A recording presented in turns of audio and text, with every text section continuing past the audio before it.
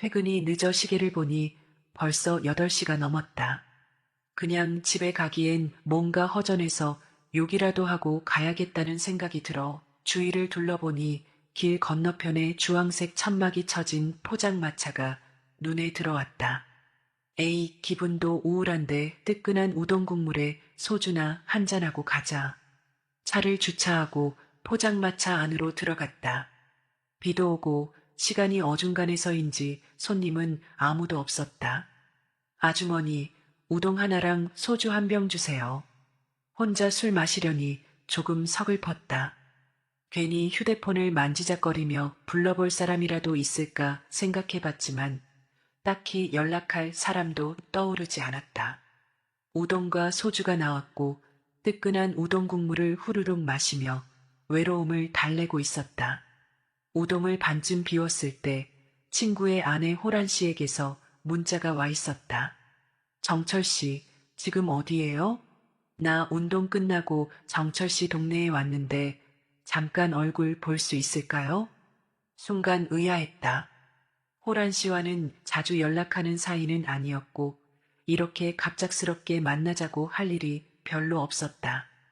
평소 활발하고 사교적인 그녀였지만 직접 나에게 먼저 연락을 해온 건 꽤 오랜만이었다. 마음 한구석이 쿵하고 내려앉는 듯한 기분에 나는 바로 답장을 보냈다.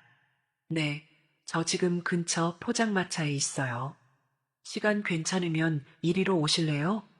메시지를 보내고 나서도 머릿속이 복잡했다. 호란 씨가 운동을 끝내고 갑자기 이 동네까지 온 이유가 뭘까 궁금했다. 하지만 이내 우동 국물을 후루룩 마시며 다시 평정을 찾으려 애썼다. 혼자 술잔을 기울이고 있는 내 모습이 조금은 초라하게 느껴졌다. 얼마 지나지 않아 문이 열리고 검정색 트레이닝복을 입은 호란 씨가 포장마차 안으로 들어섰다.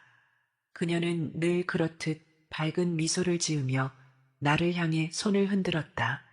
살짝 땀이 맺힌 얼굴과 상기된 볼이 그녀가 바로 운동을 마친 상태라는 것을 말해주고 있었다. 눈에 띄게 건강해 보였고 적당히 편안하면서도 매력적인 스타일이 돋보였다. 정철 씨, 오늘따라 왠지 외로워 보이네요. 호란 씨는 나를 향해 다가오며 말했고 나는 웃으며 대답했다. 뭐야, 내가 그렇게 외로워 보여요? 그녀는 말없이 웃으며 맞은편에 앉았다. 짧은 인사 후 자연스럽게 술잔을 주고받으며 대화를 나누기 시작했다. 내가 그렇게 외로워 보여요? 혼자 이러고 있는데 외로운 거 아니에요? 아니면 뭐죠? 하하, 그럼 앞으로 재수 씨가 종종 술 같이 마셔주시던가요? 자, 한 잔 받으세요. 나는 웃으며 그녀에게 술잔을 내밀었고 그녀는 고개를 끄덕이며 잔을 들이켰다. 이 집 우동 국물 정말 끝내주네요. 정철 씨도 한 잔 받으세요. 그렇게 시작된 술자리는 순식간에 2병이 비워졌고 이어서 소주 한 병과 꼼장어를 추가로 시켰다. 분위기는 한층 더 즐거워졌고 기분도 꽤 좋아졌다. 밖에는 여전히 비가 부슬부슬 내리고 있었다. 술 기운이 돌면서 분위기는 더욱 묘해졌고 호란 씨는 점점 나에게 장난스럽고 은근한 눈빛을 보내기 시작했다. 그녀의 얼굴은 술에 취해 붉게 상기되었고 그녀의 말투는 어느새 살짝 느려지면서도 다소 농밀해졌다. 정철 씨, 오늘따라 진짜 멋있네요. 언제부터 이렇게 잘생겼었지? 호란 씨는 내 팔을 슬쩍 잡으며 가까이 다가왔다. 웃으며 농담을 던졌지만 그 속엔 뭔가 더 은근한 의미가 깃들어 있었다. 하하, 재수 씨가 술 많이 취한 것 같은데요? 저한테 왜 이러세요? 나는 애써 웃으며 대꾸했지만 그녀의 눈빛은 더 진지하게 나를 바라보고 있었다. 아니에요, 진짜예요. 나 예전부터 정철 씨한테 관심 있었어요. 호란 씨는 내 옆으로 바짝 다가오더니 이렇게 둘이서 술 마시는 거 나쁘지 않지 않아요? 호란 씨는 한 손으로 내 술잔을 들어 올리며 자신의 잔을 채운 뒤 가볍게 내 잔에 부딪혔다. 우리, 비도 오고 분위기도 좋은데 오늘 이대로 좀 더 즐겨볼까요?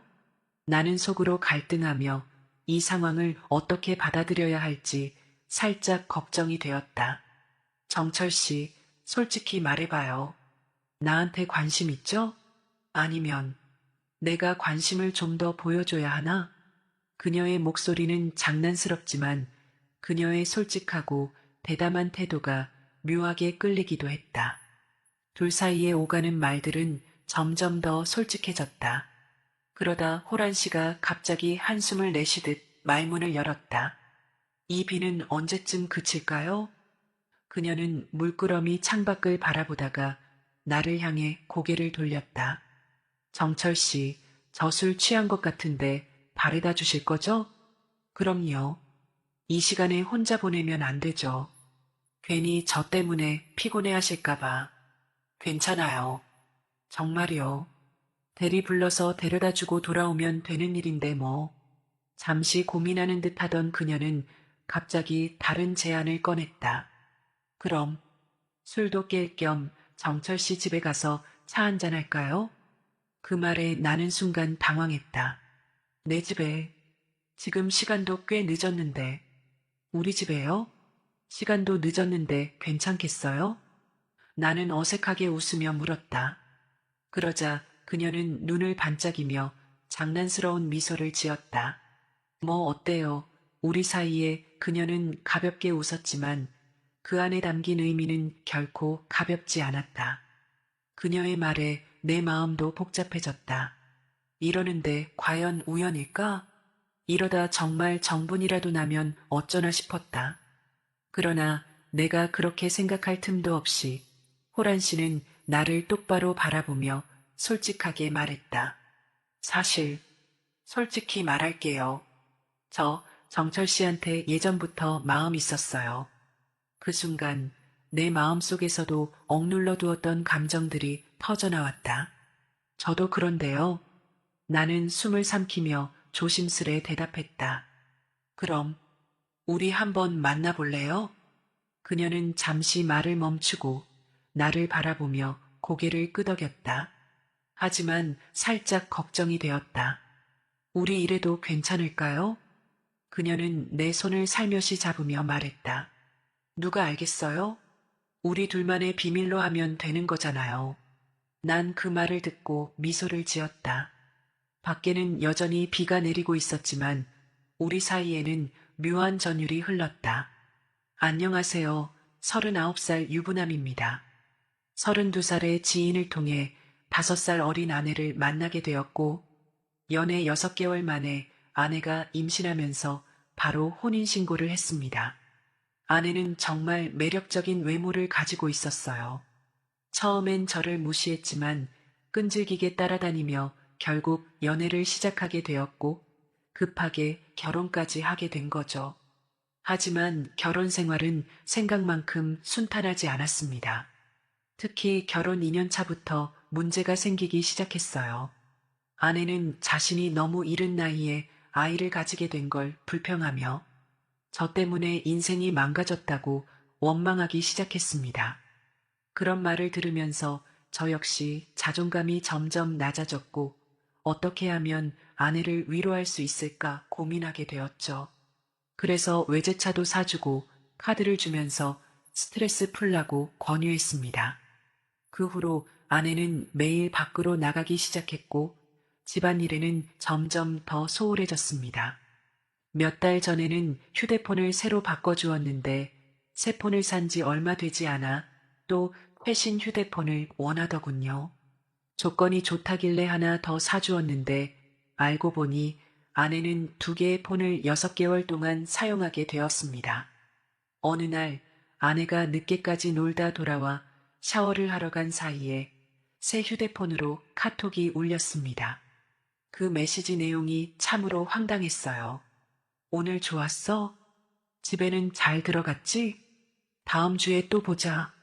그래서 그 휴대폰을 살펴보니 남자와 주고받은 메시지들이 가득했죠. 유부녀가 이렇게 예뻐도 되는 거야? 그 같은 메시지를 보니 정말 기가 막혔습니다.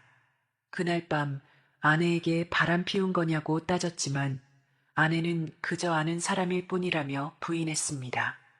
밤새 진실 공방이 이어졌고 결국 아내는 이혼하자며 짐을 싸서 처가로 가버렸죠.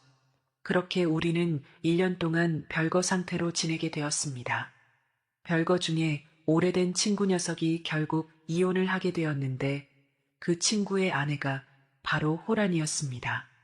친구는 워낙 바람기가 심한 놈이었고 결혼 후에도 그 버릇을 못 고쳐 다른 여자들과 만나다가 결국 이혼까지 이르게 되었죠.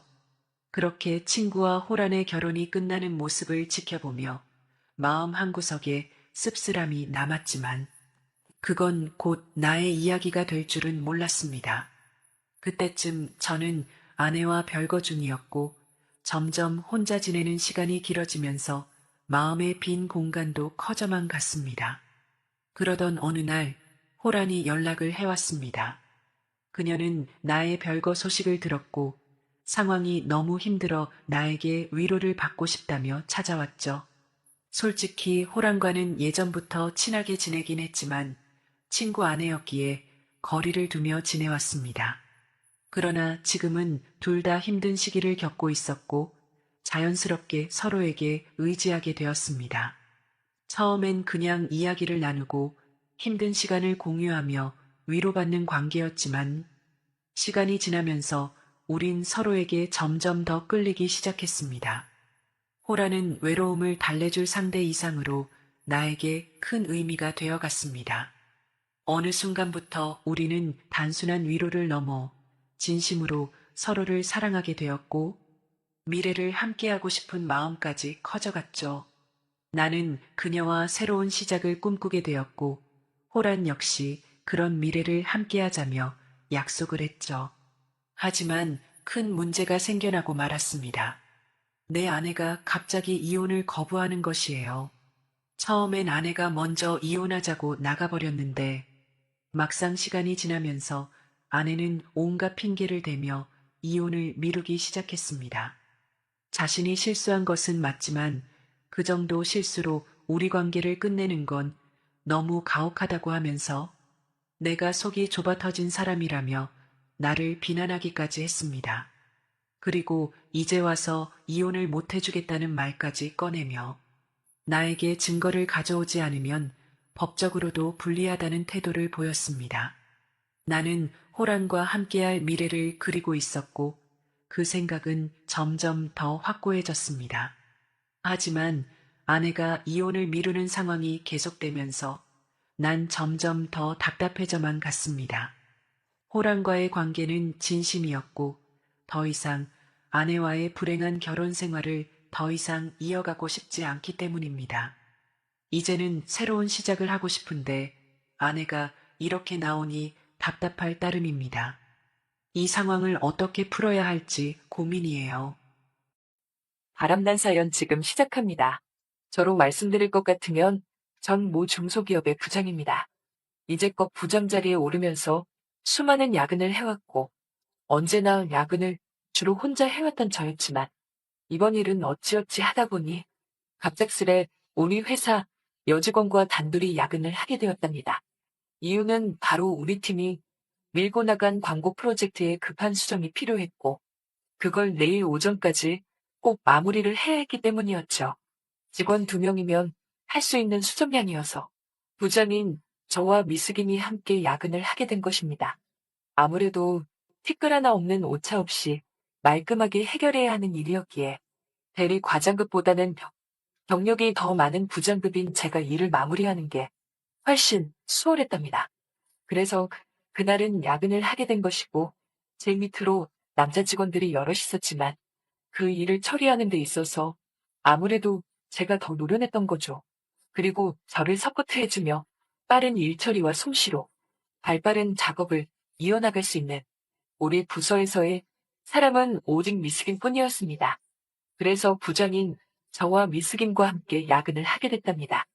회사에 급한 업무 처리로 하여금 그렇게 우리 둘은 군말 없이 야근을 했고 야근을 하던 날 일은 발생하고 만 것입니다. 야근 당일 오후 6시 사무실 직원들이 하나둘씩 퇴근하기 시작했습니다. 대리와 과장 주임 등 모두가 제 앞에서 자신들이 대신 야근을 해야 하는데 부장님이 하셔서 어떡하냐고 아부를 떠는데 그냥 빨리 일찍 퇴근들 하고 내일 일찍 나와서 좀 거들어달라고 말을 했죠. 그랬더니 알겠다며 모두들 후다닥 퇴근하더군요. 사무실을 나가면서 조대리가 미스김에게 한마디 하더라고요. 부장님 잘 부탁해요, 미스 김. 그러자 미스김은 걱정 말라고 했고 모두가 퇴근한 사무실은 어느덧 미스김과 부장인 저와 단둘이만 남게 되었습니다. 저녁 6시부터 시작된 야근은 저녁 9시까지 서로 바쁘게 일만 하며 숨가쁘게 흘러갔죠.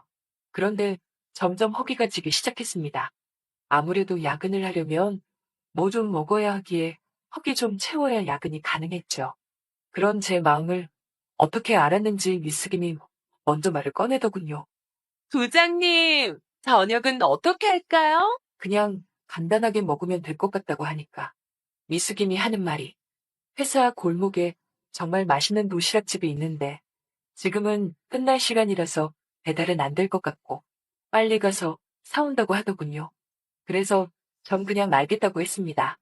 미스김은 지갑을 챙겨 사무실을 나섰고 저는 졸지의 사무실 안에서 혼자가 되어버렸죠. 그렇게 미스김이 올 때까지 마저 일을 하던 찰나 저도 모르게 미스김 책상에 있는 자리에 눈길을 돌리니 미스김이 사무실에 신는 슬리퍼도 보였고 미스김이 늘 사용하는 볼펜도 보였고 그렇게 미스김의 손때와 향기가 묻어있는 물건들이 보였습니다. 저도 모르게 아무 생각 없이 자리에서 일어나 미스김 자리로 터벅터벅 걸어갔고 사용하는 볼펜도 한번 만지작 거려보고 볼펜에서 나는 손때 묻은 향기를 저도 모르게 맡게 되었습니다. 볼펜인데도 냄새가 정말 좋더군요. 그리고 사무실에서 신는 슬리퍼도 어디 한번. 하지만 이건 너무 아닌 것 같아서 포기했습니다. 그러다가 저도 모르게 정말 그러면 안 되지만 미스김 책상 서랍을 살짝 열어봤는데 빵꾸난 그게 몇 개가 보이더군요. 분명히 신다가 빵꾸난 것 같아 보였습니다.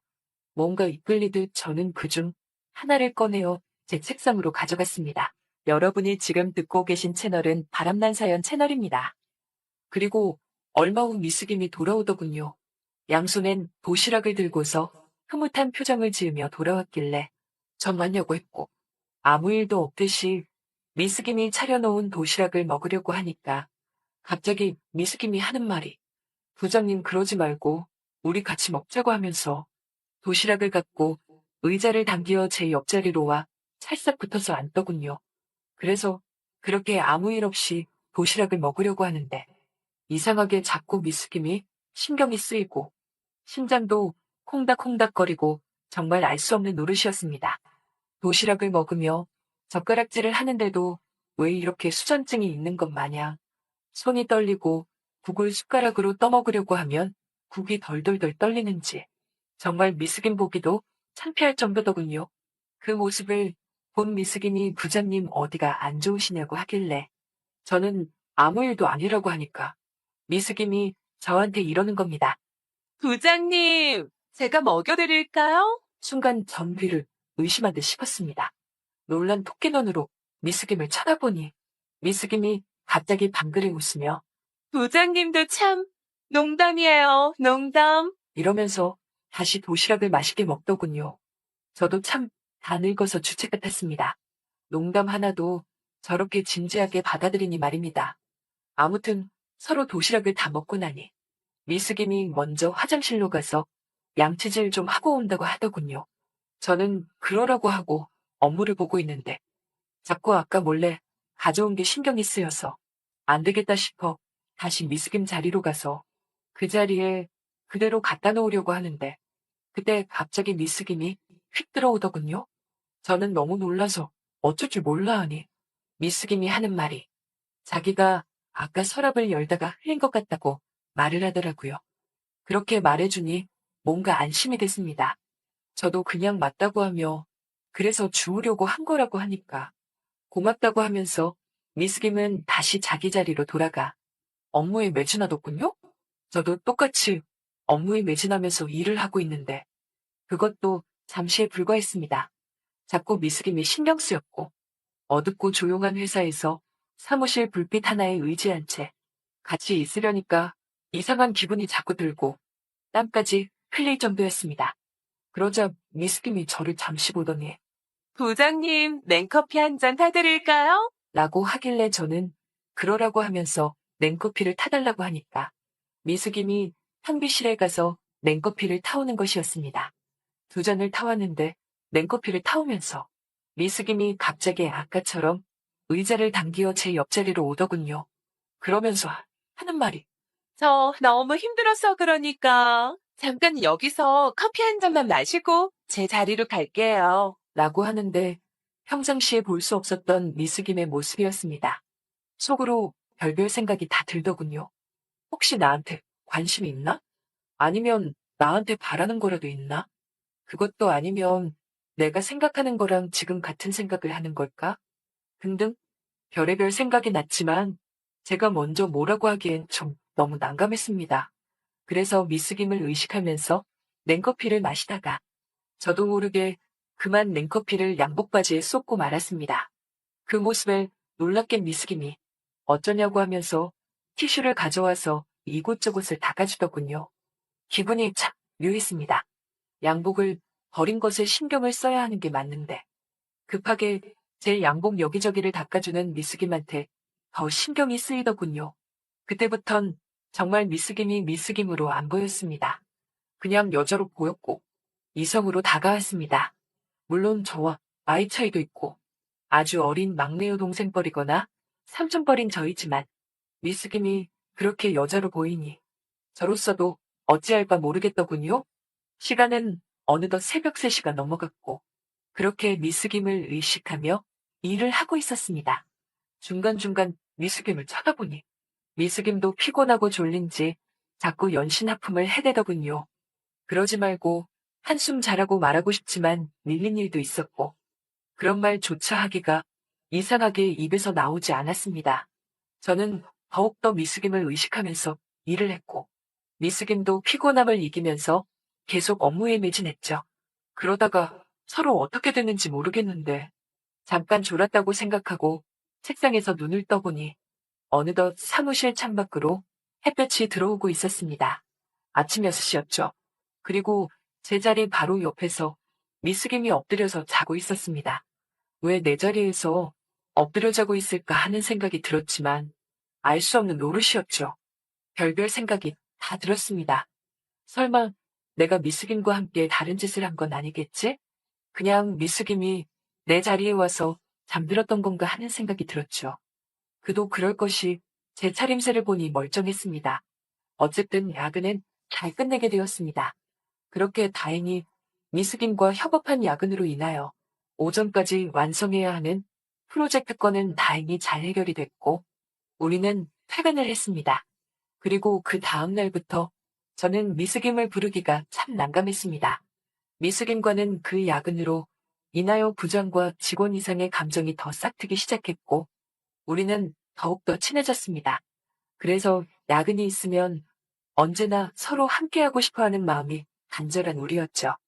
미스김도 한 번씩 저를 보면서 마음에 있다는 표정을 던지곤 하는데 이건 분명히 내가 부장이라서 잘 보이고 싶어서도 아니고 내가 나이가 많은 연장자라서 그런 것도 아니고 부장 이상의 감정이 있어 보임이 틀림없었습니다.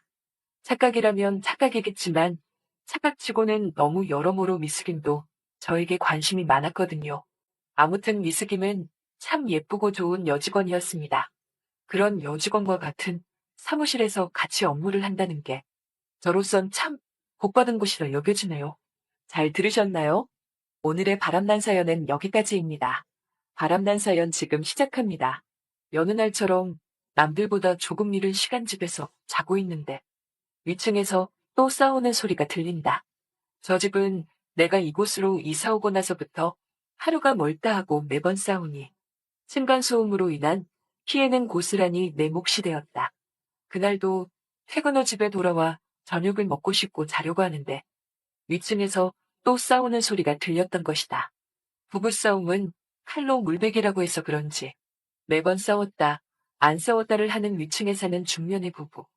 그렇게 한참 또 부부싸움이 시작되었고, 난 또 싸우다 말겠지 생각하여 귀에 이어폰을 꽂고 자려고 하는데, 누군가 갑자기 우리 집 현관문을 열고 들어와서 문을 쾅 하고 닫는 소리가 들린다. 난 놀라서 현관문 쪽에 나가 바라보니 위층에 사는 50대 아주머니가 우리 집에 불쑥 들어온 것이다. 머리는 산발이 돼서 다 흥크러지고 눈에는 큰 멍이 자리 잡고 그리고 손에는 방금 생긴 상처도 보인다. 그런 아줌마가 우리 집 문을 열고 들어와 문 밖을 응시하며 벌벌벌 떨고 있다. 난 현관문을 분명히 제대로 잠근 것 같은데 오늘은 깜빡하고 문단속을 제대로 못했나 싶었다. 그러니 저 아줌마가 우리 집에 불쑥 들어올 수 있었으니 말이다. 아무튼 아주머니의 모습을 보니 난 심상치 않다고 생각했지만 그래도 갑자기 우리 집에 불쑥 들어와 몸을 숨기는 이 아줌마가 너무나도 어이가 없었다. 난 다 알면서도 아줌마에게 지금 뭐 하는 거냐고 물으니 정말 미안하다며 지금 밖에 나가면 남편한테 얻어맞고 죽을지 모른다고 말하면서 미안하지만 조금만 더 있다가 나가겠다고 말한다. 난 그래서 아줌마에게 아저씨가 찾아 들어오면 어쩔 거냐고 물으니 여긴 어차피 총각네 집이고 자기 집도 아니지 않냐며 자기가 여기로 들어왔다는 걸 자기 남편은 모를 거라고 말한다. 그러면서 딱 1시간만 숨어 있다가 남편이 못 찾으면 그때 나가서 친정집으로 간다고 하는 이 아줌마. 난 그런 아줌마의 부탁을 무시할 수 없었다. 그래서 그럼 딱 1시간만 일하며 더 이상은 계실 수 없다고 말하니 아줌마는 걱정 말라며 아까 보니까 자고 있던 중 같던데 신경 쓰지 말고 어서 마저 자라고 말한다. 그 말을 들으니 참 어이가 없었다. 잠은 다 깨게 만들어 놓은 게 누군데 잠을 자라니. 게다가 저렇게 우리 집에 떡하니 들어와 있는데 내가 어떻게 맘 편히 눈 감고 잠이나 잘 수 있을까? 난 아니라며 괜찮다고 하는데 갑자기 아줌마가 서럽다는 듯 눈물을 흘리는 것이다. 근데 그 눈물을 크게 소리내어 울지도 못하고 소리 없이 서럽게 막 울고 있길래 난 아줌마가 너무나 안쓰럽게 다가왔다. 난 그런 아줌마에게 따뜻한 유자차를 한 잔 내와서 드시라고 말했고 아줌마는 울면서도 유자차를 손으로 받아든다. 그러면서 입을 대고 한 모금 마시더니 갑자기 놀란 듯 아 뜨거 그러는데 난 조심히 마시지 그렇게 들이키면 어떡하냐고 하니까 나보고 유자차가 뜨거우면 뜨겁다고 미리 말이라도 해주지 그랬었냐며 어이없는 말을 한다. 당연히 유자차가 뜨겁지. 아무튼 아줌마는 그렇게 유자차를 마셨고 나에게 자리 하소연을 그때부터 늘어놓기 시작한다. 결혼한 지 어느덧 30년 가까이 다 되어가지만 이렇게 남편한테 얻어맞고 사는 여편네는 세상 천지에 자기밖에 없을 거라고 말한다. 그러면서 하는 말이 자기가 죽던지 남편이 죽던지 누구 하나 죽어나가야 이 싸움이 끝이 날 거라고 말하는데 난 아줌마에게 그럼 이혼하시면 되는 거 아니냐고 물으니 그러고 싶지만 남편이 절대 이혼을 안 시켜준다고 말한다. 그때였다. 갑자기 인터폰이 울리기 시작한다. 난 놀라 인터폰을 보니 위층 아저씨다. 보니까 아줌마를 찾는 눈치였다. 난 아줌마에게 아저씨가 밖에 온 것 같다고 말하니 아줌마는 놀라며 절대 이 집에 있다고 하면 안 된다고 하면서 문 열어주지 말라고 말한다. 그래서 난 모른 척할까 하는데도 아저씨는 계속 우리 집 현관문 벨을 누르기 시작한다. 그래서 안 되겠다 생각하여 문을 열고 나가려고 하는데 아줌마가 자기 무서우니까 일단 화장실로 숨는다고 말한다. 그렇게 아줌마는 우리 집 화장실로 들어갔고 난 현관문을 열고 밖으로 나갔다. 밖에 나가니 위층 아저씨가 나에게 자기 마누라 못 봤냐고 물어본다. 난 그래서 아줌마가 여기 왜 오시냐며 못 봤다고 말하니까 아저씨가 하는 말이 분명히 이쪽으로 간 거 같는데 이쪽은 막다른 길이고 막다른 집이어서 가면은 우리 집밖에 없는데 이상하다고 말을 하는 것이다. 그래서 난 그런 거짓말을 왜 하냐며 절대로 아줌마를 못 봤다고 말을 했다. 그랬더니 아저씨는 갑자기 나에게 이놈의 여편네 잡히기만 하면 가만 안 둔다고 말을 한다. 그 모습을 보니 아줌마가 참 안쓰럽게 다가왔다. 저 아저씨 술도 별로 안 마신 것 같은데 왜 이렇게 난폭해 보이는지. 꼭 아줌마를 때려 죽일 셈처럼 난폭하게 군다. 난 그렇게 아저씨를 돌려보내고 다시 거실로 돌아와서 화장실에 들어간 아줌마에게 밖에서 노크를 하며 아저씨 이제 갔다며 안심하라고 하면서 나와도 좋다고 말하니 아줌마는 이내 화장실 안에서 그러냐며 고맙다고 말한다. 그런데 이 아줌마 화장실에 들어가서 나올 생각을 안 한다. 난 그래서 아줌마 이제 나와도 된다고 다시 말하니까 아줌마가 하는 말이 총각 미안한데 화장실에 들어오니 볼일이 보고 싶어졌다면서 볼일 보고 씻고 나간다고 하는 거다. 난 황당했지만 하는 수 없이 그렇게 거실에서 아줌마를 기다렸다. 그런데 이 아줌마 30분이 지났는데도 나올 생각을 안 한다. 난 다시 아줌마에게 노크를 하며 언제 나오시냐고 말을 하니 아줌마는 씻는 김에 피로도 풀 겸 지금 욕조에서 반신욕 좀 하고 있다며 30분 있다가 나간다고 말한다. 참 낯짝도 두꺼운 아줌마다. 남의 집에 들어와서 반신욕을 한다니 하는 수 없이 아줌마를 기다리고 있는데 아줌마가 30분 뒤에 나왔다. 그러면서 나에게 아까 남편한테 맞은 데 아파서 그러는데 약 좀 발라줄 수 있냐고 물어본다.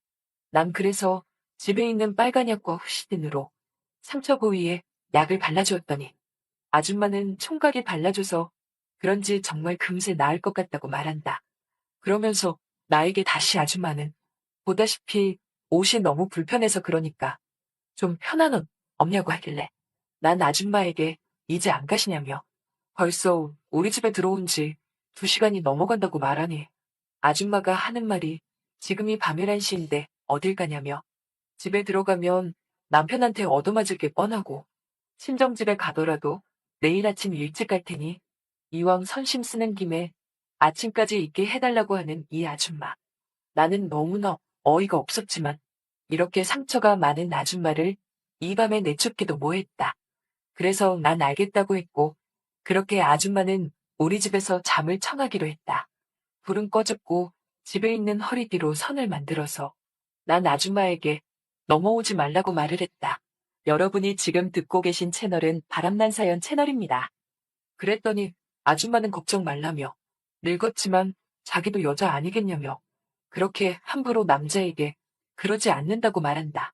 난 그렇게 아줌마 말을 믿고 너무나 피곤한 마음에 잠이 들어버렸는데 다음날 아침 난 기겁을 하고 말았다.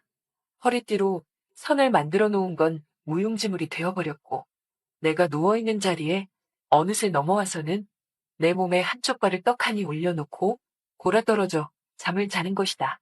난 너무나 황당한 마음에 다리를 밀쳤더니 그 아주머니가 놀랐는지 눈을 떴고 나에게 말을 걸기 시작한다. 그러지 않아도 어제는 정말 짜릿했다면서 총각이 그렇게 잘할 줄 꿈에도 몰랐다는 거다.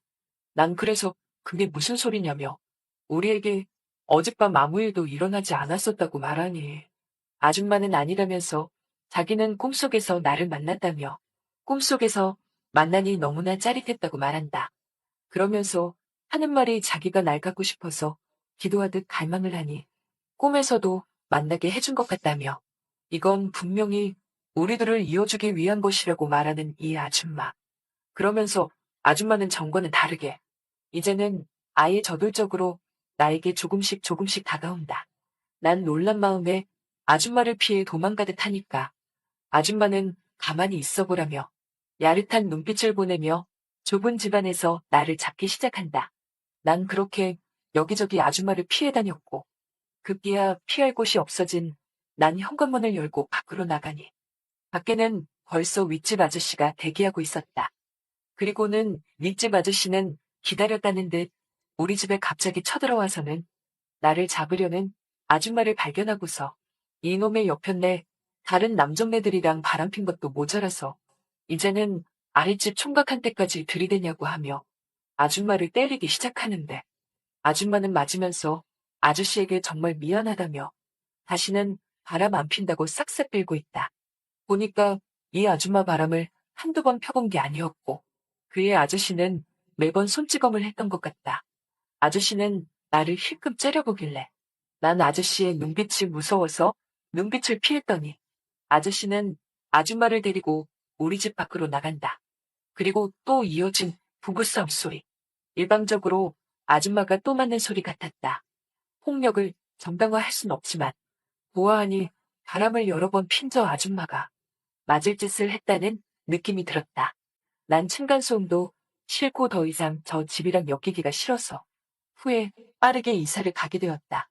이제 와서 하는 얘기지만 아들뻘 되는 나이인데도 불구하고 당시에 위층 아줌마가 나까지 꼬시려고 들 줄은 꿈에도 생각 못했다. 참 대단한 아줌마다. 잘 들으셨나요? 오늘의 바람난 사연은 여기까지입니다. 바람난 사연 지금 시작합니다. 이 얘기를 할까 말까 조금은 망설여졌지만 이미 다 지난 일이고 오래전 일이라 한번 얘기해보겠다. 때는 내가 80년대에 대학을 다닐 때 일이었다. 난 수능을 보고 붙어서 서울에 있는 대학에 입학하게 되었는데 내 고향이 경상도다 보니 서울에서 대학 다니는 게 여간 쉬운 게 아니었다. 부모님은 농사일밖에 모르시는 완전한 총분이시고 나 또한 여기서 벗어나 본 적 없는 삶을 살았던 세월이었는데 그래도 대학 생활은 서울에서 해야 할 것 같았기에 당시에 비상한 머리로 수능을 붙어서 서울에 원하는 대학에 가게 되었고 부모님이 학비며 조그만 하숙집에서 생활하며 공부할 수 있도록 생활비 정도는 보내주셨다. 내가 서울에서 대학 생활을 하며 지낸 곳은 대학가 근처에서 조금 떨어진 후미진 골목에 위치한 하숙집이었는데 내가 당시 20대 초반이고 하숙집 주인 아줌마가 40대 중반 정도 되셨던 걸로 기억한다. 그 하숙집에는 나 포함 하숙생이 총 3명이 있었는데 모두 같은 대학에 다니는 남학생들이었다. 요즘처럼 무더운 여름날 하숙집은 정말 더위를 피할 곳이 없는 너무나 더운 곳이었다. 그도 그럴 것이 당시만 해도 선풍기 하나에만 의존해야 했던 시기였고 오래된 건물의 집에 에어컨이 있을 리 만무했기 때문이다. 그래서 그런가 하숙집 아줌마는 늘 어깨와 소매가 다 드러나는 민소매 옷을 자주 입으셨는데 어쩔 때는 단둘이 하숙집 아줌마와 가끔 TV를 볼 때면 뭔지 모르게 민망함이 찾아오곤 했었다. 지금 생각해보니 그냥 하숙집 아줌마로만 생각해야 하는데도 불구하고 나도 이제 성인이고 대학생이란 생각이 들다 보니 그렇게 나이든 여자라고 해도 팔을 훤히 드러난 옷을 입고 같이 TV를 보는 게 여간 신경 쓰였던 모양이다. 그날도 이른 6월의 한여름이었고 휴일을 맞아 하숙생 2명은 집으로 내려갔다. 그래서 난 하숙집 아줌마와 단둘이 있었는데 하숙집 아줌마에게는 아들이 하나 있었다. 그 아들은 엄마인 하숙집 아줌마랑 같이 사는 게 아닌 다른 곳에서 다른 가족과 지내다가 주말이면 늘 하숙집으로 찾아와서 시간을 보내곤 했는데 녀석이 당시 고등학교 1학년이어서 그런지 나한테 늘 모르는 문제를 물어보곤 했었다. 난 그때마다 하숙집 아줌마에게 잘 보이기 위해서 그 녀석에게 공짜 과외를 조금씩 해주곤 했었던 기억이 난다. 그날도 휴일을 맞이하여 아들이 찾아왔는데 무슨 영문인지는 모르지만 어떤 전화를 받고 하룻밤도 안 자고 그날은 그냥 집으로 가버렸다. 그리고 다른 하숙생들도 제각각 다 집으로 내려간 상태라 그래서 정말 그 하숙집에는 하숙집 아줌마와 나만 단둘이 남게 된 것이다. 아줌마가 차려준 저녁밥을 먹고서 난 내 방으로 건너가 공부를 하고 있는데 밖에서 추적추적 비가 오는 소리가 들린다. 여름밤에 더위를 적셔주는 비인 것 같다. 그런데 빗소리와 함께 아줌마가 뭐라 하는 소리가 들려나가 보니 빗속에서 허겁지겁 빨랫줄에 널린 빨래를 걷고 있다. 그러면서 혼잣말로 아쉬운 한탄을 하면서 낮에 다 손수 빨래에 놓은 건데 좀 좋아 라고 하시는데 난 그 모습을 보자마자 빗속에서 빨래를 걷는 걸 도와드렸다. 그렇게 아줌마와 빨래를 다 걷고 아줌마가 생활하시는 방에 빨래를 놓아드리니 아줌마가 나를 보고 인구 총각 고마워? 라고 한다. 그래서 난 그냥 살짝 미소를 머금으며 아줌마가 있는 방에서 나왔다. 왜냐면 그 방에서 빨리 나와야 할 것 같은 느낌이 든 게 뭐냐면 아줌마의 모습이 정말 뭐랄까 바보 같은 생각이지만 마치 나를 유혹하는 모습과도 같았다고 할까? 물론 아줌마가 날 대놓고 꼬시는 게 아니지만 왠지 내가 그 아줌마에게 심을 품게 될 것만 같은 느낌이 들었으니 말이다. 평상시에는 그냥 평범한 하숙집 아줌마로 여겨졌는데 아줌마가 달리 보였나 보다. 난 아줌마가 있는 방에서 나와 잠시라도 흑심을 품었던 나에게 정신을 차리라는 듯 혼자 고개를 절레절레 저었다. 그리고 다시 방으로 가서 과제를 작성하고 있는데 하숙집 아줌마가 날 부르는 소리가 들린다. 인구 총각, 이리 나와봐. 냄새가 나기 시작한다. 비 오는 날에는 전과 부침개를 부쳐 먹어야 한다고 하지 않았나? 하숙집 아줌마가 옷을 갈아입고서 김치전을 부치는 냄새가 내 방까지 솔솔 퍼지기 시작한다. 난 잠시의 허기를 채울 겸 대답을 하고 나가니 한 상 가득 부침개가 차려져 있다. 그리고 거기엔 막걸리도 같이 있었다. 아줌마는 내게 잔을 건네며 인구 총각, 술할 줄 알지? 네 그럼요. 난 대답을 하고 술잔을 받아들어 아줌마가 따라주시는 막걸리를 들이켰다. 아줌마는 술을 마시는 내 모습을 바라보면서 아유 잘 마시네. 이럴 줄 알았으면 종종 술상도 봐주는 건데 라고 하시는데 평상시와는 다른 좀 더 친근하게 다가오는 아줌마의 모습이라 살짝 당황스러웠다. 난 젓가락으로 김치전을 들어 입에 넣어보니 바삭하면서도 감칠맛 나는 김치전이 정말 맛있었다. 막걸리랑 먹으니 너무나 맛있어서 그 맛은 지금도 잊혀지지 않는다. 어느새 접시 가득 비워진 김치전.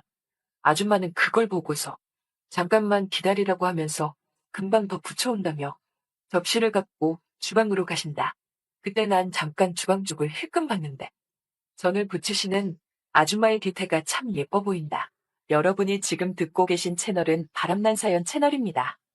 순간 생각이 들었다. 저 아줌마 정도면 남편한테 사랑받을 것 같은데 왜 저렇게 혼자 사실까 하는 생각 말이다. 보아하니 남편은 죽지 않고 이혼한 것 같은데 왜 그렇게 된 걸까 하는 온갖 생각이 잠시 스쳐 지나갈 때쯤 아줌마가 김치전을 다시 접시에 담아 가지고 오신다. 나보고 더 먹으라고 하면서 내어주시는데 시골집에서 엄마가 해주신 김치전보다 훨씬 맛있다. 막걸리랑 같이 먹으니 정말 꿀맛이다. 그때 아줌마가 화투패를 꺼낸다. 그러면서 나한테 하는 말이 인구 총각 화투 칠 줄 알아? 네, 조금은요. 그럼 내 상대 좀 해줘. 혼자 치기 너무 심심하네. 그래서 상대가 되어 드렸는데 치렁치렁한 금색의 큰 귀걸이를 하고서 화투패를 든 아줌마 손이 눈에 들어온다. 빨갛게 칠한 매니큐어에 빨간색 화투패를 들었는데 그 모습이 참 여자여자해 보인다. 거기에 역시 빨갛게 칠한 페디큐어까지 바르셨는데 1,000원짜리 한 장을 빨갛게 칠한 엄지발가락에 낀 모습이 고스톱을 잘 치는 고수 같으면서도 이제껏 느껴보지 못한 퇴폐미라고 할까? 아무튼 그런 느낌이 들어서 난 아줌마와 같이 화투를 치면서 잠시 아줌마의 그런 모습에 빠지게 되었다. 그때였다. 아까 먹은 막걸리의 술기운이 올라왔다. 막걸리는 먹기에는 좋은데 왜 이렇게 뒤끝이 안 좋은지 자꾸 술기운이 올라오자 아줌마는 화투를 치시며 그런 내 모습을 보니까 졸린 것 같은데 그러지 말고 한 번 더 하자고 한다. 이번에는 져준다고 하면서 노골적으로 말하는데 정말 같이 화투 치는 게 재밌나 보다. 그렇게 또 그 판이 끝나니까 다시 또 아줌마가 졸린 날을 보내줄 생각은 하지 않고 마지막으로 한 번만 더 하자고 또 그러신다. 그래서 하는 수 없이 한 번 더 해드렸고 난 술기운에 쓰러질 듯한 모습을 보이자 그제서야 아줌마가 몸 안 좋으면 잠깐 여기서 눕고 다시 치자고 한다.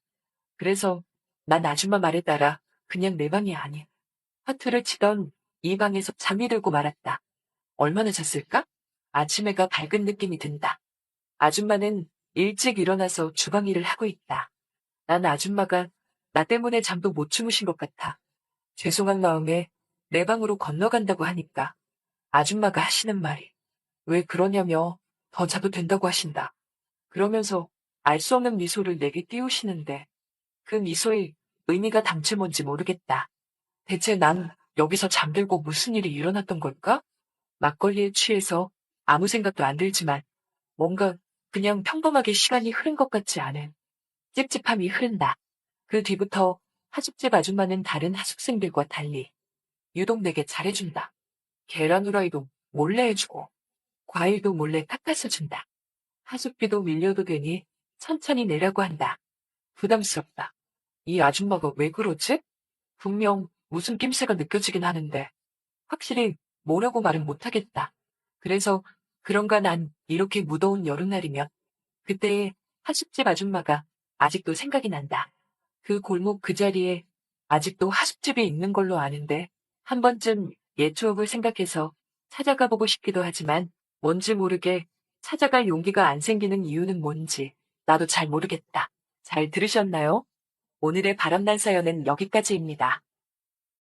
오늘의 사연 시작합니다. 설레는 마음으로 대학에 입학한 지 2년째. 하지만 저는 학교에서 한 번도 수업을 들은 적이 없었어요. 제가 입학하자마자 코로나 사태가 터지면서 원래 진행하던 대면 강의는 없어지고 모두 온라인 강의가 되어버렸기 때문이었죠. 제가 입학한 과는 특성상 남자가 많이 없고 여자가 많아서 입학하기 전부터 그 여학생들과 친해질 생각으로 큰 기대를 했었는데 학교를 가지 못하니 아무런 소용이 없었어요.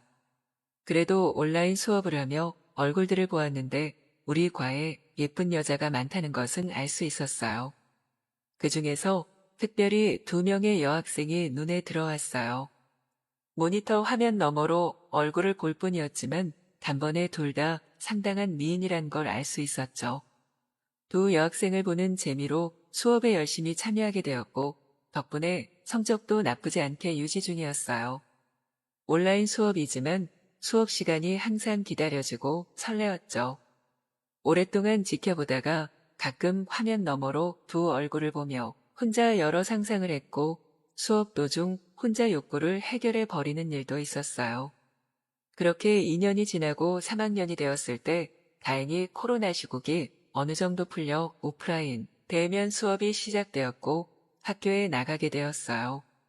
저는 상상해왔던 두 여학생을 직접 볼 수 있다는 생각에 신이 나서 학교로 달려갔고 강의실에 들어서자마자 그 여학생들을 찾았어요.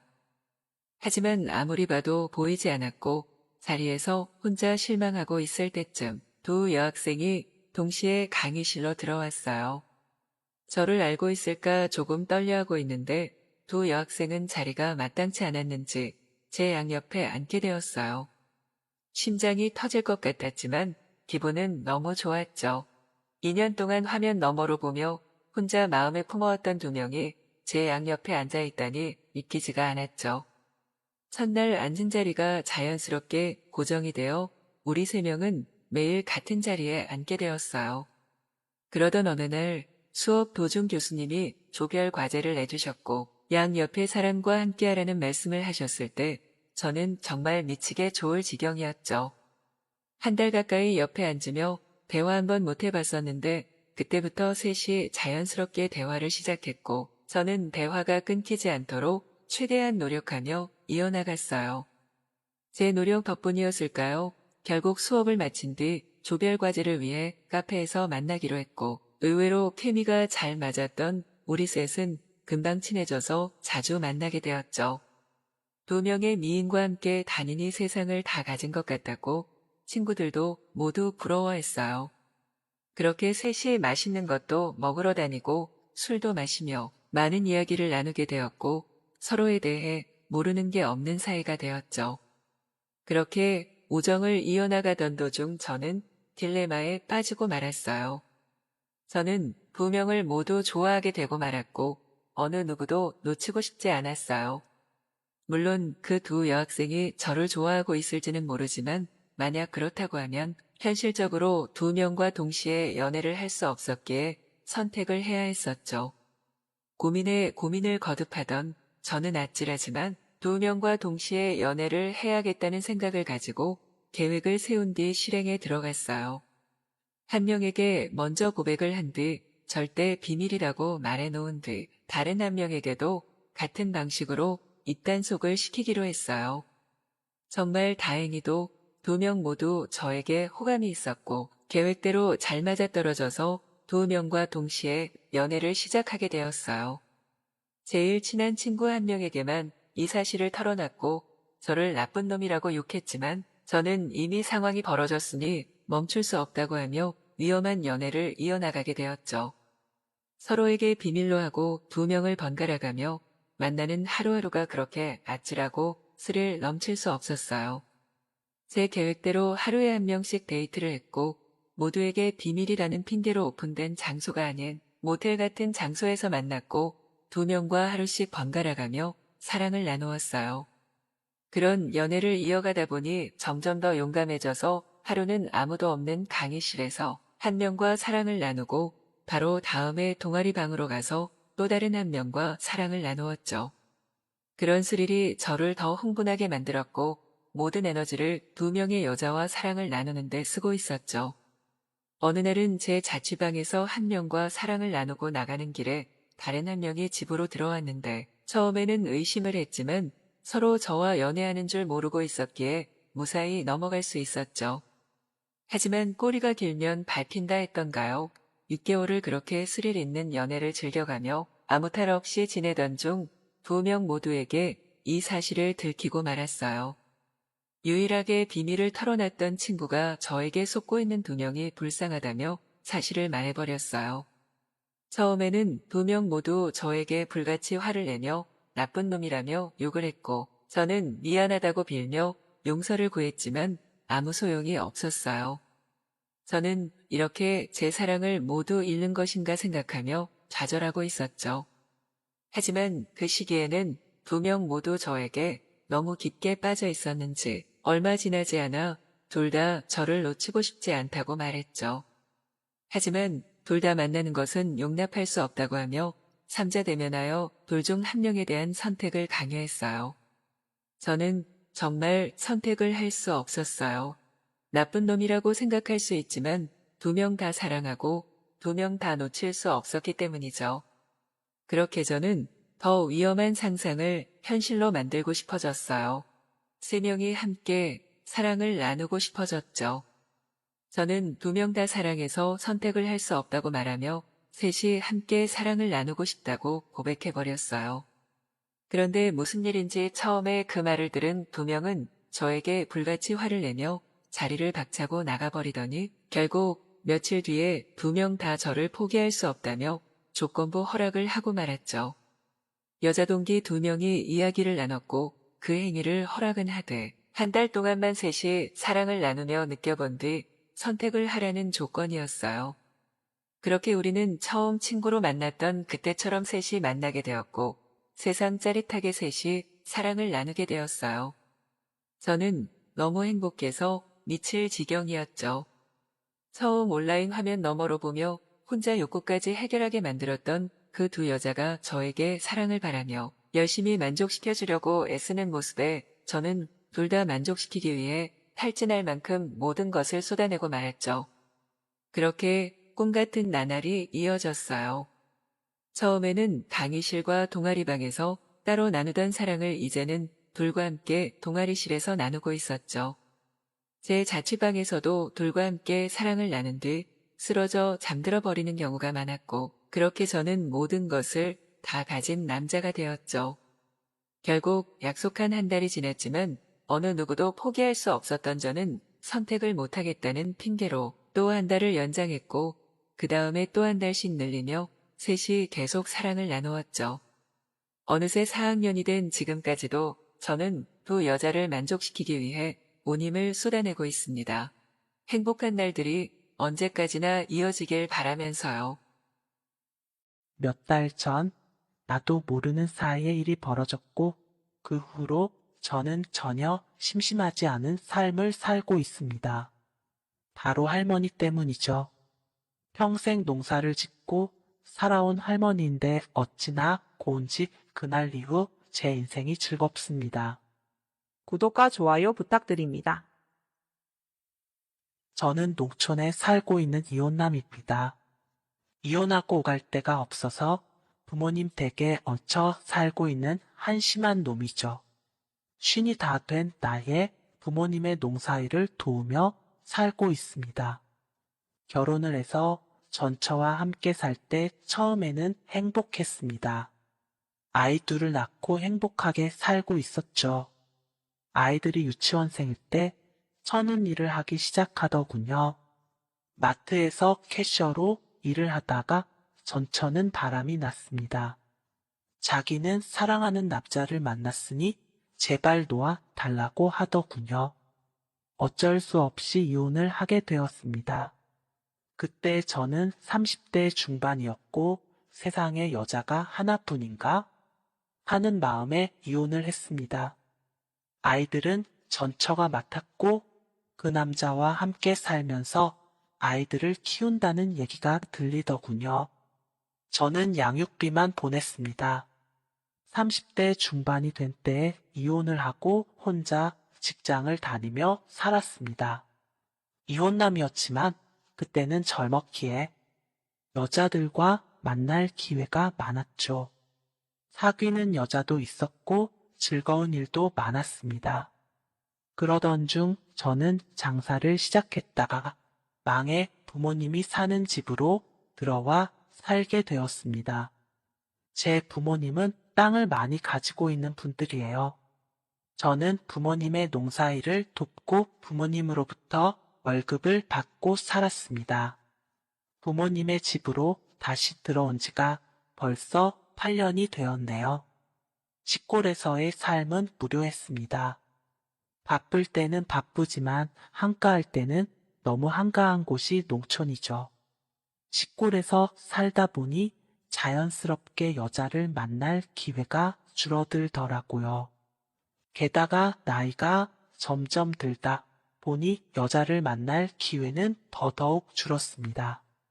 50도 안 된 나이에 여자 없이 살 수 있는 남자는 극히 드물 것입니다.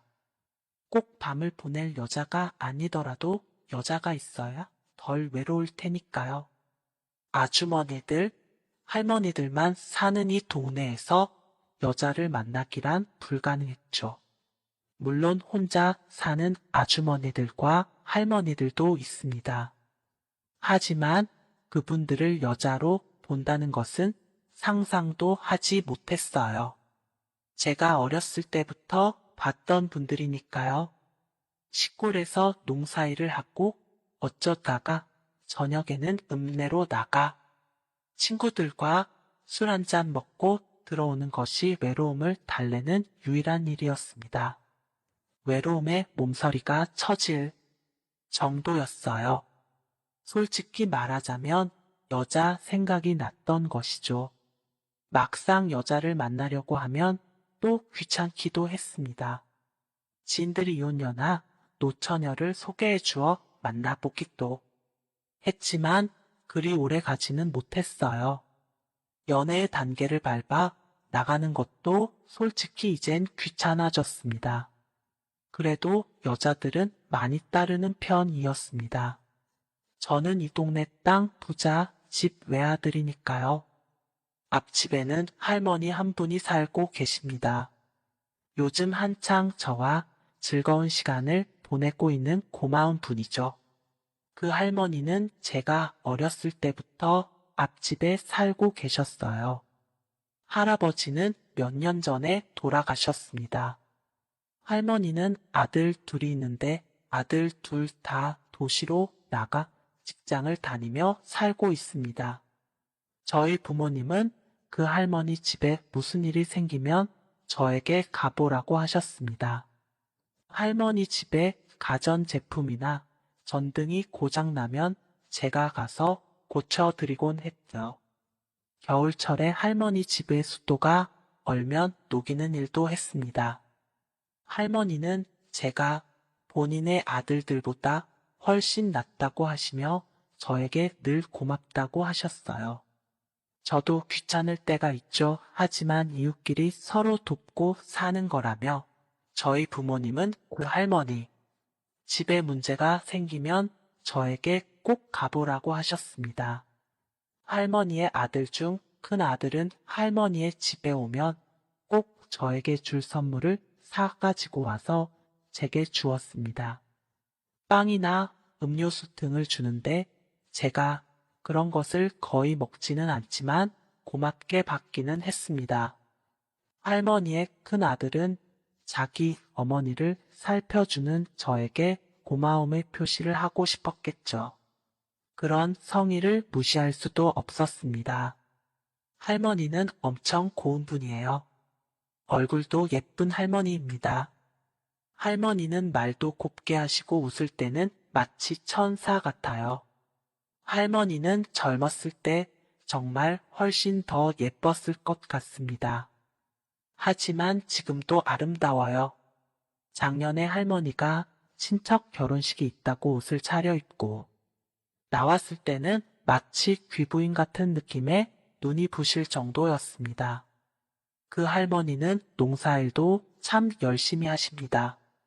앞집과 저희 집 사이에 밭이 있는데 할머니는 봄부터 가을까지 밭에서 하루 종일 일을 하셨습니다. 그렇게 평생 농사일을 하며 살았지만 할머니는 피부도 하얗고 주름살도 별로 없었습니다. 머리카락을 염색하고 화장만 잘한다면 저와 비슷한 또래로 보일 것 같습니다. 지난 가을에 농사일이 좀 한가해지니 저는 더 외로움을 많이 타게 되었어요. 매일같이 마음이 싱숭생숭하고 여자를 만나고 싶은 생각이 많이 들었습니다. 정확히는 여자를 만나고 싶은 생각이라기보다 밤을 함께 보낼 여자가 있었으면 좋겠다는 생각이었죠. 미치도록 외롭다 보니 앞집 할머니가 눈에 들어오는 거예요. 처음에는 내가 미쳤나 하는 생각이 들었습니다. 부모님과 연세가 비슷한 할머니에게 눈이 간다는 것이 참 어이가 없기도 했죠. 그러던 어느 날 할머니는 비닐하우스를 수리하고 있었습니다. 저는 마침 그날 할 일이 없어서 집에서 쉬고 있었죠. 저는 할머니를 도와드렸고 할머니는 저를 보고 방긋 웃으며 혼자 해도 되는 것이니 들어가서 쉬라고 했지만 저는 할 일도 없고 하니 도와드리겠다 말하고 할머니가 하는 일을 도와드렸습니다. 일을 다 하고 할머니는 들어가서 밥을 먹자고 하시더군요. 할머니의 집으로 들어가 할머니가 차려주신 밥을 먹었습니다. 밥을 먹고 있는데 할머니는 이렇게 말씀하셨어요. 매번 이렇게 도와주니 자네가 내 서방님 같네 이러면서 환하게 웃으시더군요. 할머니의 농담을 저는 이렇게 받았습니다. 그럼 내가 서방님이지 가을이 돼서 이 서방님이 외로운데 마누라가 뭐하고 있는 거요? 할머니는 잠시 당황한 표정이었는데 다시 웃으시며 말씀하셨어요. 서방님이 외롭다면서 이쁜 마누라 쳐다도 안 봐? 이 말에 저는 큰 소리로 웃었고 할머니도 엄청 큰 소리로 웃었습니다. 그 할머니가 그렇게 간드러지게 웃는 것은 그날 처음 본 것 같아요. 밥을 다 먹으니 식곤증이 몰려왔습니다. 졸음이 가득한 제 눈을 보고 할머니는 한숨 자라고 하시더군요. 집이 바로 코앞인데 집에 가서 자면 된다고 했더니 할머니는 여기서 잠깐 자도 된다고 하시길래 저는 누웠습니다. 할머니는 설거지를 하고 오셨어요. 저는 할머니에게 마누라 일로 와. 내 팔 베고 누워봐. 이렇게 말했는데 할머니는 웃고 계시더라고요. 할머니와 몇 마디 농담을 주고 받다가 저는 잠이 들었어요. 1시간 정도 자고 일어나 보니 할머니는 제 옆에서 자고 계셨습니다.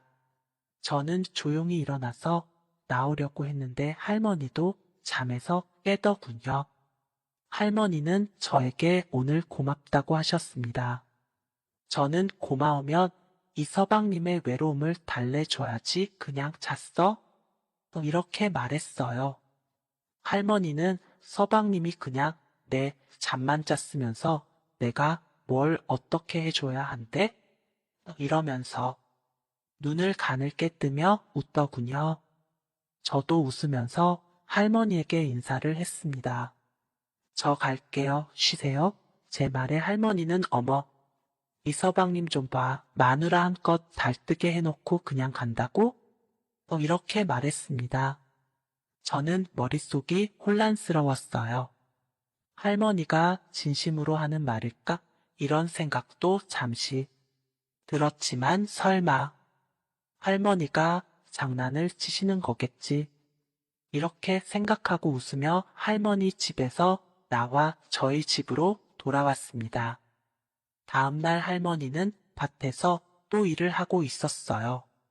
할머니에게 인사를 했더니 할머니는 저를 보고 야릇하게 웃더라고요. 서방님 잘 주무셨어? 이렇게 말하는 할머니를 보고 저는 웃어드렸습니다. 나 없는 동안 한눈 팔지 말고 있어. 저는 할머니에게 이렇게 말하고 차를 타고 볼일을 보러 갔죠. 할머니는 차에 타는 저에게 오늘 빨리 들어와요.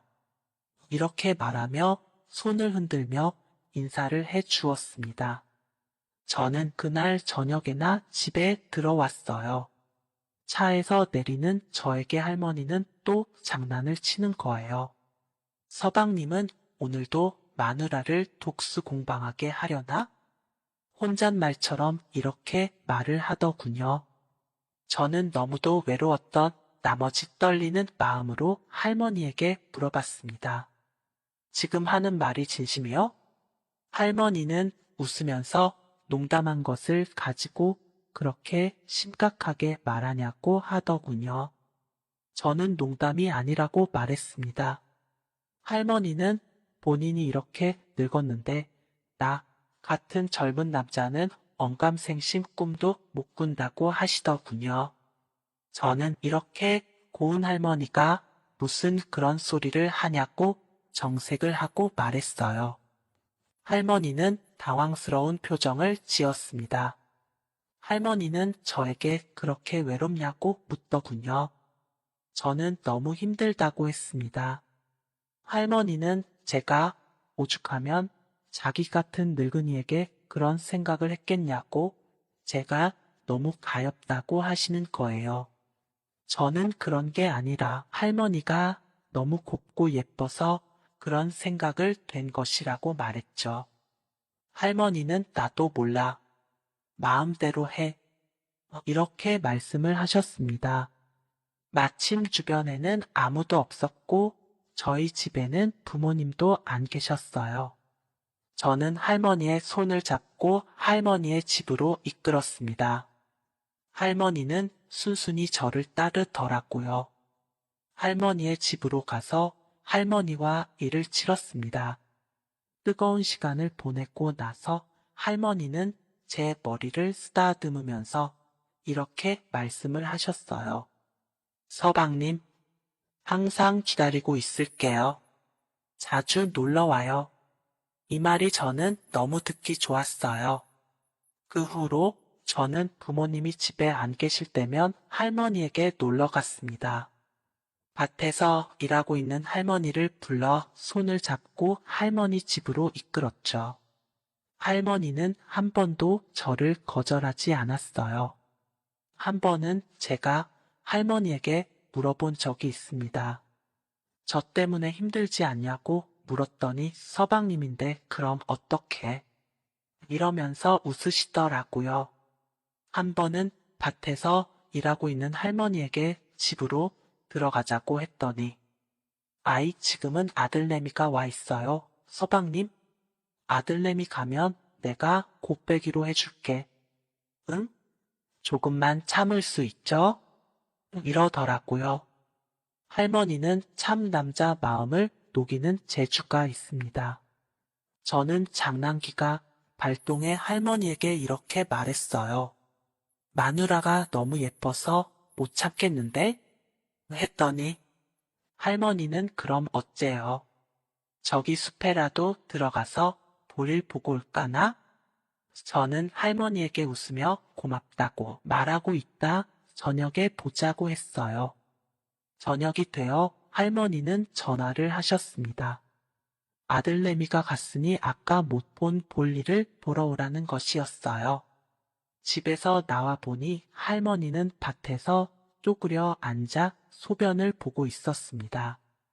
저와 눈이 마주치니 할머니는 눈웃음으로 저를 반겨주시더군요. 저는 또 장난기가 발동해서 아니 여자가 이렇게 아무 데서나 오줌을 싸면 어떻게 해? 이렇게 말하자 할머니는 서방님 내가 잘못했어요. 저를 홍군형 내주세요. 이렇게 말하며 웃었습니다. 저와 할머니는 또 할머니 집으로 갔죠. 요즘 몇 달간 이렇게 앞집 할머니와 즐겁게 지내고 있습니다. 할머니는 정말 장난기도 많고 제 마음을 잘 알아주는 분이에요. 저를 떠받들어주는 할머니가 너무 사랑스럽습니다. 이야기가 재미있으셨나요? 또 재미난 영상이 궁금하시면 구독과 좋아요 부탁드립니다. 감사합니다. 오늘도 웃으며 힘차게 건강하고 행복한 하루 보내세요. 안녕하세요. 20대 중반의 미혼남입니다. 그녀는 우리 집 가게를 찾던 오랜 단골 손님이었고 우리 엄마와도 언니 동생하며 지내는 사이였어요. 그녀 첫인상은 한마디로 끼가 넘친다고 할까요? 볼 때마다 드는 생각이 저 아줌마는 참 곱게도 생겼다였죠. 외모를 잠깐 설명하자면 얼굴은 상당한 미인이라고는 할 수 없었지만 예쁜 편이고요. 몸매가 아주 근대해졌어요. 서구형 체형이었거든요. 한번 보면 또 보고 싶은 그런 여자였죠. 내가 대학 생활하면서부턴 자주 볼 수 있는 관계가 아니라서 한 달에 한두 번 가게에서 보면 잠깐 인사하는 정도였는데 가끔 잠이 잘 안 올 때 그 아줌마가 떠오르기도 했습니다. 그래서 방학 때를 이용해 그녀와 좀 더 친해지기로 마음먹었어요. 왜냐하면 남편이 3년 전 간암으로 세상을 떠났다는 것과 우리 집에서 도보 10분 거리의 연립주택에 혼자 산다는 것을 알아냈거든요. 그래서 볼 때마다 살갑게 다가가 자주 얼굴 보니 좋다, 예전보다 더 젊어 보인다는 등 장난 섞인 농담도 주고받고 그때마다 이러다 정들겠다, 자주 보니 자기도 좋다며 정태야 다음에 또 보자. 그녀가 내 이름을 부르며 환하게 웃을 때면 나도 모르게 심장이 뛰었습니다. 혹시 그녀도 나를 원하는 걸까? 그런 생각이 들기 시작했어요. 하루는 저녁 7시쯤 가게에 들렀다가 우연히 그녀를 마주쳤어요. 마침 그녀도 잠시 들른 듯 보였고 8시쯤에는 친구와 함께 먹자골목에서 소주 한잔할 거라며 가게를 나섰죠. 순간 이건 기회라는 생각이 들었어요. 나는 망설임 없이 가게를 나와 그녀가 향한 먹자골목 쪽으로 발걸음을 옮겼습니다. 멀지 않은 곳에 있는 양곱창 집으로 들어가는 그녀의 뒷모습이 보였죠. 익숙한 곳이었습니다. 바깥에서 보면 그리 크지 않아 보이지만 안으로 들어가면 테이블이 30개 넘게 놓여있는 제법 넓은 가게였어요. 나는 그녀의 테이블이 보이는 가장자리에 자리를 잡고 양곱창 2인분과 소주를 시켰죠. 그리고 힐끔힐끔 그녀 쪽을 바라보니 다행히도 일행은 여성 한 명뿐이었습니다. 안도감이 밀려오면서도 어떻게 하면 자연스럽게 마주칠 수 있을지 고민이 시작됐죠. 그녀가 화장실에 갈 때 마주치는 척할까? 아니면 식당을 나선 뒤 길에서 우연히 마주친 것처럼 연출할까? 심지어 그녀의 집 근처에서 기다렸다가 마주치는 방법도 떠올랐어요. 그러나 기다릴 필요 없이 기회는 찾아왔어요. 그녀가 자리에서 일어나 화장실로 향하는 것이 보였다. 나는 곧바로 따라 나서 화장실 입구 근처에서 태어난 척 서 있었습니다. 잠시 후 술기운이 오른 얼굴로 나온 그녀가 나를 보더니 눈을 동그랗게 떴어요. 어머, 정태 아니니? 어머머, 세상에 여기서 널 다 보네. 정태 너도 술 마시러 온 거야? 네, 아줌마. 아줌마도 여기 오셨어요? 아, 맞다. 아까 낮에 약속 있으시다고 하셨잖아요. 혹시 아줌마 약속 장소가 여기셨어요? 그래, 맞아. 어머, 신기하기도 하지. 너는 여자친구랑 술 마시러 왔니? 아니요. 아줌마, 사실은 저 여자친구랑은 얼마 전에 헤어졌어요. 그래서 좀 속상하기도 하고 그냥 기분도 울적해서 혼자 술이나 한잔 하려고 왔어요. 혼자 조용히 생각 좀 하려고요. 어머, 정말. 아이고, 어쩌다 헤어졌대. 혼자 속 많이 상했겠네. 아줌마는 안타까운 표정으로 나를 바라보며 말했다. 네, 뭐 괜찮아요. 혼자 있는 것도 나쁘지 않아요. 혼자 생각 정리도 좀 하고 그냥 소주 한 잔 기울이면 괜찮아져요. 금방 있겠죠. 뭐 괜찮기는 뭐가 괜찮아. 에휴, 젊은 사람이 혼자 끙끙 앓는 꼴은 못 보겠네. 혼자 술 마시면 무슨 재미야. 이 아줌마가 그냥 지나칠 수 없지. 정태야, 우리 테이블 와서 우리랑 같이 마시자.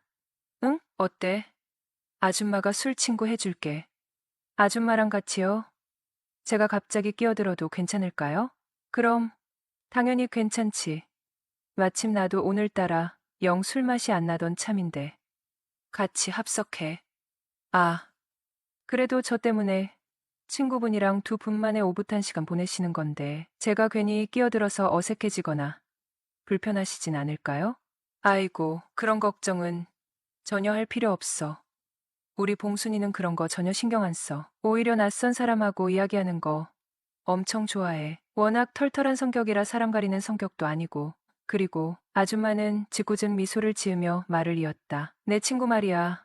아주 솔직히 말해서 남자라면 아주 그냥 사족을 못 써. 호호. 특히 너처럼 앳되고 싱싱한 젊은 남자라면 아주 그냥 환장하지. 내가 장담해. 호호호. 아줌마의 솔직하고 거침없는 농담의 순간 나는 다시 한번 얼굴이 붉어졌다. 아줌마 말씀이 그 정도시라면 제가 한번 아줌마 친구분께 가서 재롱이라도 한번 떨어봐야겠는데요. 아줌마 친구분, 오늘 밤 심심하실 틈 없도록 아주 신나게 해드릴게요. 제가 분위기 한번 제대로 띄워볼게요.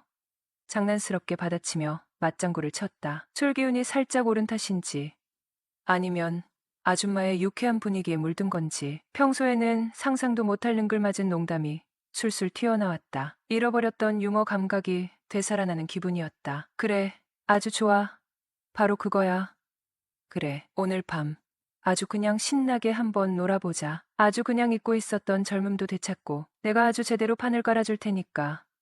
정태, 너도 제대로 한번 놀아봐. 자, 어서 와서 앉자. 두 아줌마와의 유쾌한 술자리가 시작될 것 같은 예감에 가슴이 두근거렸다. 정태, 너 순진하고 얌전한 줄만 알았는데 완전 아줌마 쪽 스타일이었네. 네, 아줌마 스타일이라뇨? 제가요? 그럼 오늘 하루만큼은 아줌마랑 썸 타도 되나요? 뭐, 세상에, 나랑 썸을. 네, 아줌마 스타일이라면서요. 그리고 남녀가 술 마시는데 약간의 썸도 없이 무슨 술 맛이 나겠어요? 그래 좋아. 오늘 밤은 정태 마음대로 한번 해봐. 아줌마가 한번 속아준다. 아줌마 스타일이 뭔지 제대로 한번 보여줘봐. 대신 재미없으면 얄짤없어. 그녀의 허락이 떨어지자 나는 왠지 모르게 짜릿한 흥분감을 느꼈다. 그녀가 친구를 나에게 소개시켜줬고 난 아줌마의 옆자리에 나란히 앉았다. 술이 들어가자 분위기가 점점 무르익었다. 술잔을 주거니 받거니 하며 은근슬쩍 말을 놓기도 해보았고 마치 내가 상남자인 마냥 때론 어린애처럼 어리광을 부리기도 하였다. 우스운 게 반응이 나쁘지 않았다. 약 1시간 반가량 시간이 지속되었고 다들 많이 취한 가운데 우리는 거기서 나와서 2차로 노래방으로 갔다. 아줌마들이 나보고 먼저 분위기를 띄우라고 해서 나는 조금 고민하다가 아줌마들 취향에 맞게 영탁에 막걸리 한 잔을 불렀다. 솔직히 다음 노래부터는 뭘 불렀는지 기억이 나지 않는다. 그녀들도 신이 나서 번갈아가며 노래를 부르기 시작했고 앞에 있던 친구분이 권해서 아줌마와 난 친구분이 노래를 부르는 동안 앞으로 나가서 브루스를 추게 되었다. 그러던 중 노래는 아쉽게도 끝이 났고 친구가 우리를 놀렸다. 너네 지금 여기서 연애하냐? 왜 너도 한번 추고 싶니? 그건 안 되겠다. 오늘만큼은 정태가 내 거거든. 그녀 말이 농담인지 진담인지 그때까지도 솔직히 헷갈렸다. 그런데 조금 후 그 친구분이 안 보이는 것이었다. 핸드백까지 없는 걸 보고 먼저 간 것 같아서 아줌마한테 물어보니 눈치 보여서 자긴 더 이상 한 자리에 우리랑 같이 못 있겠다며 먼저 집에 갔다고 했다. 단둘이 있게 되자 난 더 용기를 내었다. 마침 아줌마의 노래가 끝났고 난 용기를 내어 최근 들어 만나는 남자는 있느냐고 물었다. 그러자 아줌마의 한마디가 순간 나를 놀라게 했다. 왜, 없다고 하면 너가 해줄 거야? 저야 완전 땡큐죠. 나름대로 재치있게 대답은 했는데 순간 조금 떨렸다. 그녀의 반응이 몹시도 궁금했기 때문이다. 아줌마는 너 진짜로 나 같은 아줌마랑 괜찮겠니? 취해서 너 술 주정하는 거지? 하며 내 반응에 믿기지 않는다며 많이 놀란 눈치다. 정태.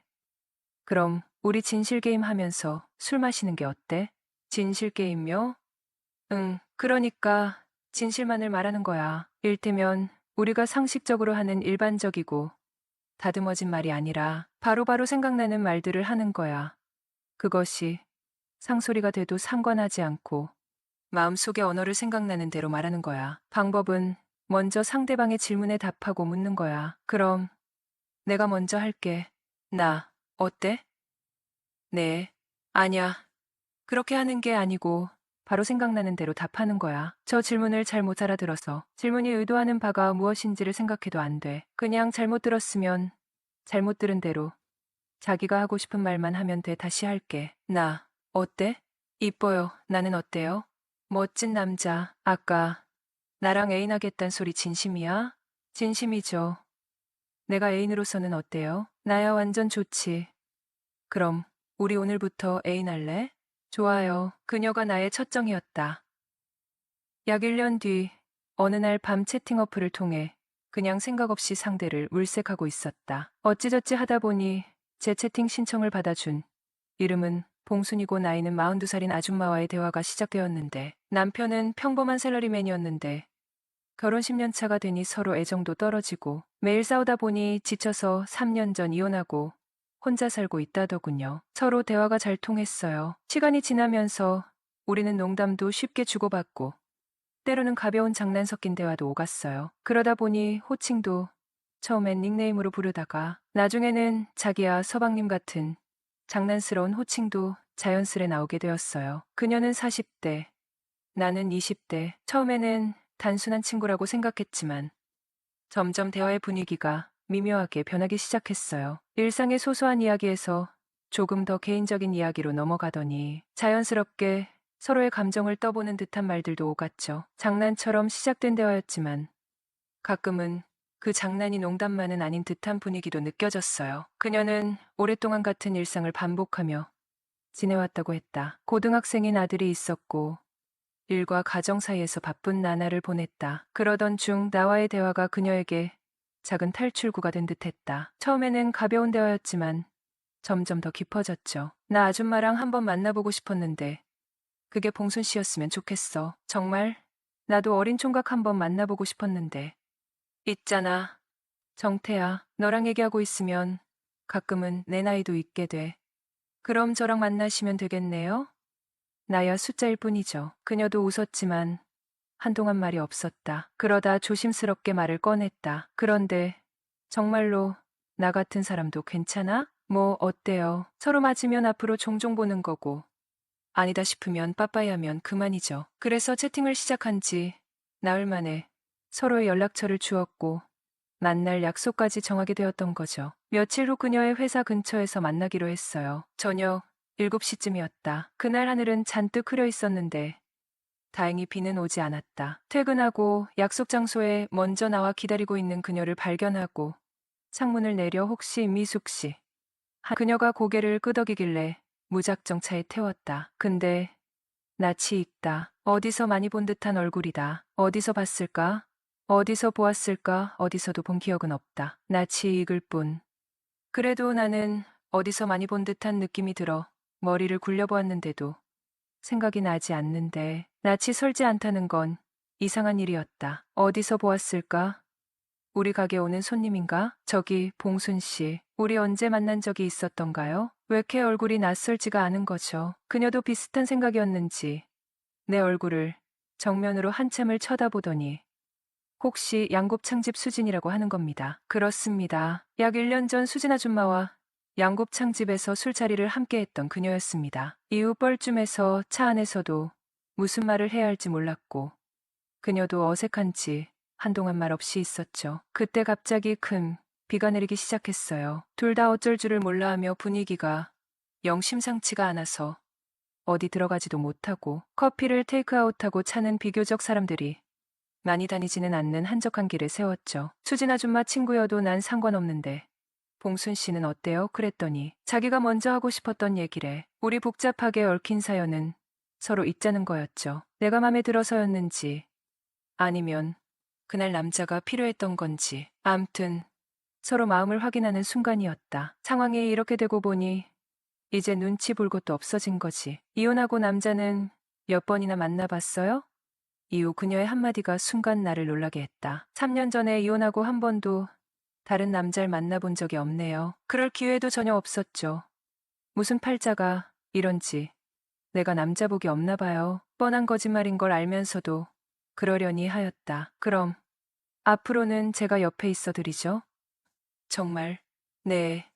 물론이죠. 이후 그녀와 연락하며 지내오다 이성적으로 좋은 감정을 느끼기 시작을 했어요. 제 이상형이 평소에 활발하고 저랑 죽이 잘 맞는 그런 스타일이거든요. 근데 여태까지 사귄 여자들은 정작 정반대 스타일들. 제가 워낙 말이 많고 장난하는 걸 좋아해서 저랑 조금 장단도 맞춰주는 사람이 좋은데 이상하게 못 만났거든요. 그러다가 그녀와 왕래하며 지내오다 점점 호감을 느꼈습니다. 그녀는 어떨지 모르지만 시간 날 때마다 둘이 영화도 보고 밥도 먹고 사적으로도 자주 만났었고요. 그런데 하루는 그녀가 집으로 절 초대하는 겁니다. 맛있는 거 만들어 주겠다고 집으로 오라는 소리에 엄청 기대를 하고 갔죠. 역시나 술이 문제였습니다. 그렇게 저녁을 먹으면서 술도 함께 마셨습니다. 특히 그녀는 많이 마셨어요. 제가 2병, 그녀가 3병? 점점 정신을 못 차릴 때쯤 저는 집에 오려 했지만 그녀가 절 붙잡더군요. 혼자 있기 싫다 하고 그렇게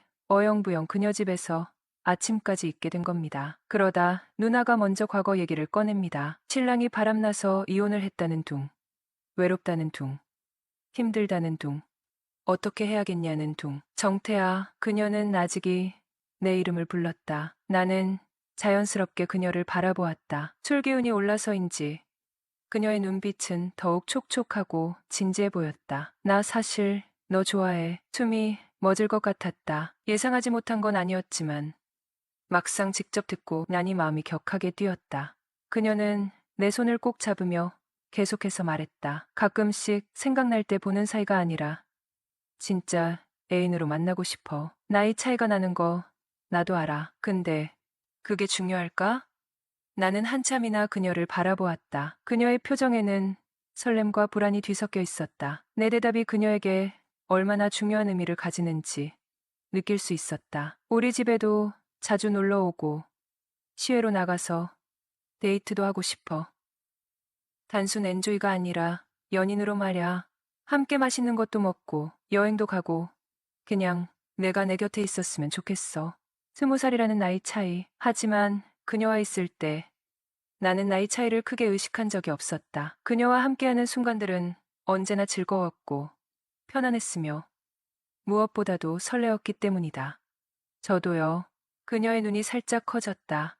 정말 처음 당신을 봤을 때부터 뭔가 특별했어요. 단순한 호기심이나 가벼운 감정이 아니라 정말 좋아했어요. 하지만 나이 차이 때문에 선을 긋고 있었던 것도 사실이에요. 근데 이제는 그런 게 중요하지 않은 것 같아요. 저도 당신을 더 가까이서 알고 싶고 당신과 함께 시간을 보내고 싶어요. 그녀의 얼굴에 환한 미소가 번졌다. 그녀는 내 손을 꼭 쥐고 살짝 떨리는 목소리로 말했다. 나 진짜 행복하다. 내가 이렇게 말해줘서 너무 좋아. 그녀는 감격한 듯 나를 바라보다가 조심스럽게 내 쪽으로 몸을 기울였다. 오랜 시간 쌓여온 감정들을 솔직하게 털어놓으면서 둘 사이의 거리는 점점 가까워졌다. 그리고 그날 이후 우리의 관계는 확실히 달라졌다. 더 이상 어색한 선을 그을 필요도 없었고 서로를 향한 감정을 숨길 이유도 없었다. 그녀와 나는 진짜 연인이 되었다. 진정한 사랑은 마음이 가는 곳에 존재하며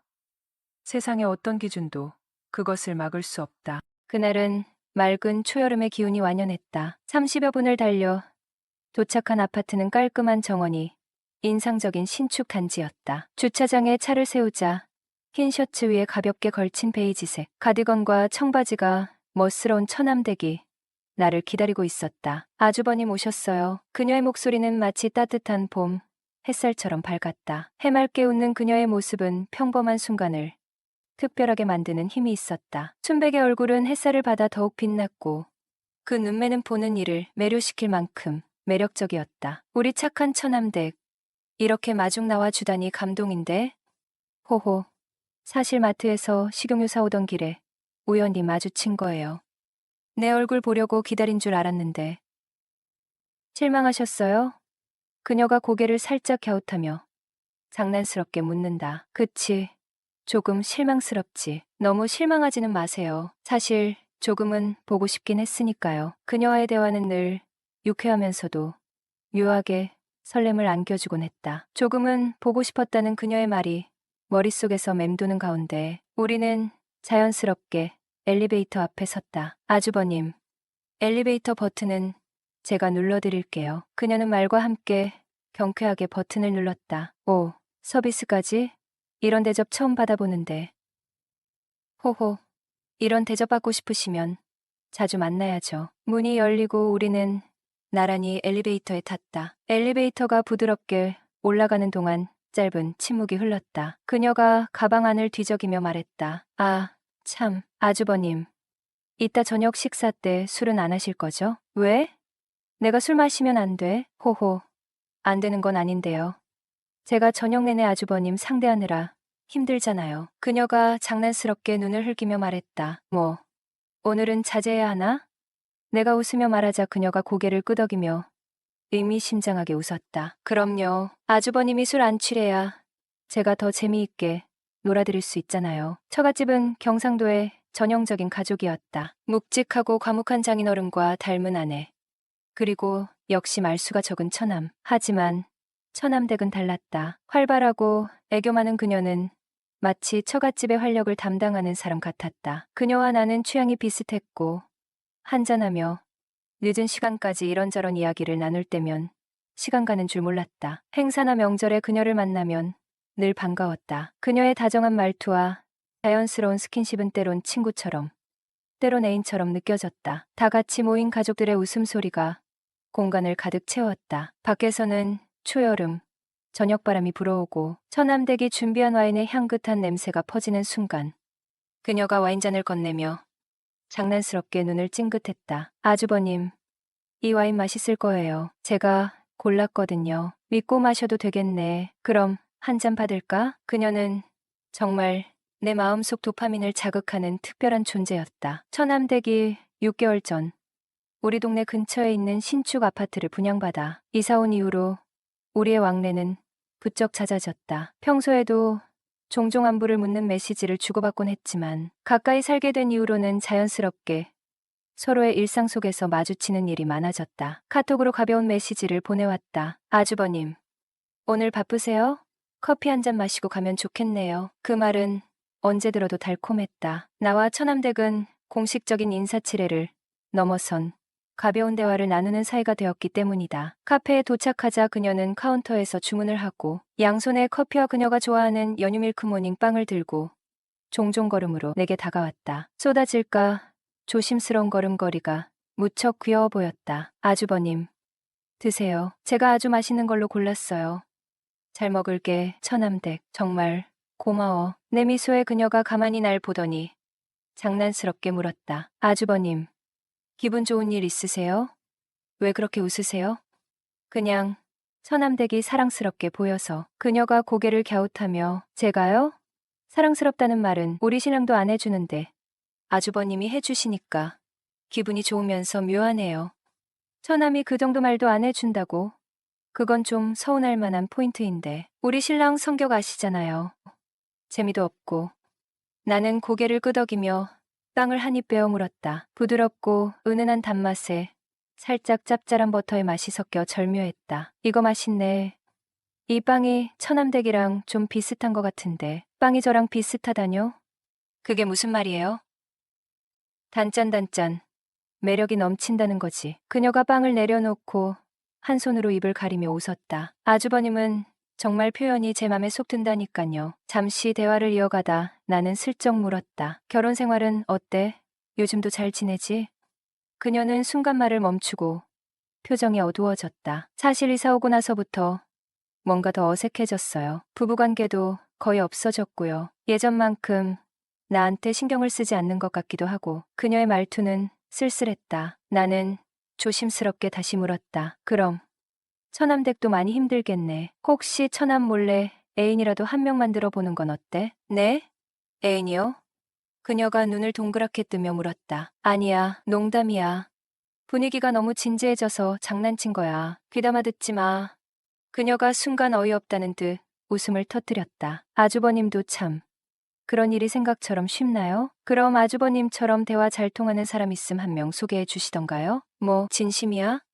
아니요, 저도 농담이에요. 호호호. 우리의 웃음이 카페 안에 잔잔히 울려 퍼졌다. 하지만 그 순간의 농담과 웃음 속에는 묘한 긴장감이 흘렀다. 안녕하세요. 저는 올해 42살. 결혼 8년 차로 소규모 개인 사업을 운영하고 있습니다. 제 아내는 올해 39살.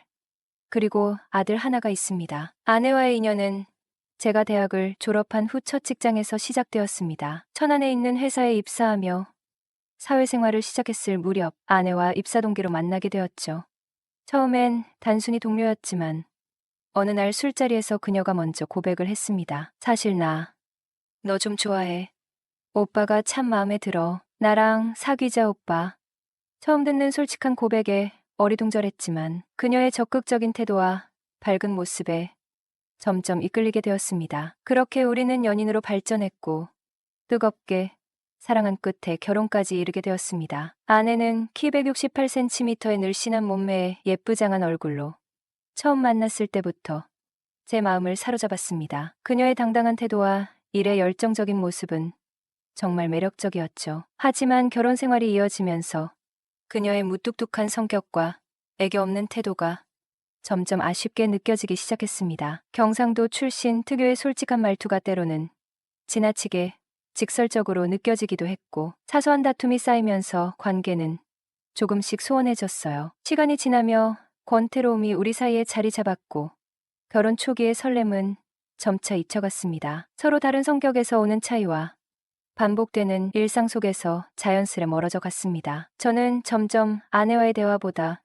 혼자 있는 시간이 편하게 느껴질 때가 많아졌죠. 그런 상황에서 처남댁이 우리 동네로 이사를 오면서 예기치 못한 변화가 시작되었습니다. 처남댁이 우리 집에서 차로 10분 거리의 아파트로 이사했습니다. 이사 이후 그녀와는 왕래가 잦아졌고 자연스럽게 가까워지게 되었습니다. 밝고 애교 넘치는 성격의 그녀는 항상 주위를 기분 좋게 만들어 주었고 저와의 대화에서도 특별히 거리낌이 없었습니다. 오빠, 나 이사했는데 집에 놀러 오세요. 가끔 저녁이나 커피를 함께하며 이야기를 나누는 일이 늘어났고 아내와의 무미건조한 관계 속에서 결혼 생활의 권태가 서서히 스며들 무렵 처남댁의 이혼 소식이 전해지면서 예상치 못한 일이 벌어지기 시작했습니다. 처남댁이 이혼을 결심한 이유는 남편과의 지속적인 갈등 때문이었습니다. 더군다나 그들이 각방을 쓰고 있다는 이야기는 이미 가족들 사이에서도 공공연한 비밀이었죠. 처남댁과 남편 사이의 관계는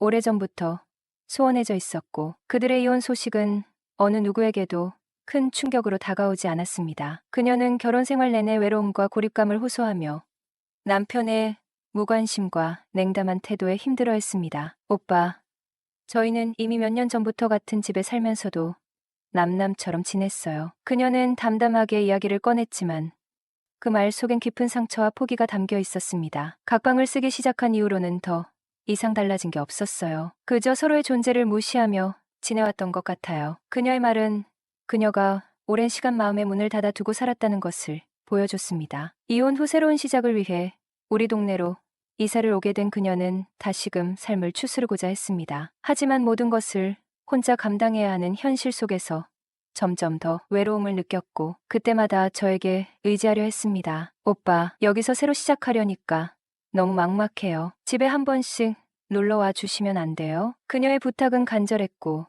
저는 큰 의미 없이 그녀를 돕는 것이 도리라고 생각했습니다. 하지만 그녀의 이혼 소식과 새로운 환경에서의 적응 과정이 저와 그녀의 관계를 점점 더 가깝게 만들었습니다. 어느 날 그녀가 장염에 걸려 침대에 누워 꼼짝할 수 없는 상황이 되었습니다. 그 소식을 들은 나는 서둘러 그녀의 집으로 가서 3일 동안 건간호를 해주었습니다. 그동안 그녀는 아무것도 할 수 없었고 나는 밥도 챙겨주고 약도 주면서 조금씩 마음을 열기 시작했습니다. 매일 그녀가 고마워하며 말하는 오빠 없었으면 나 어쩔 뻔했어. 너무 고마워 신세를 어떻게 갚아야 할지 모르겠네.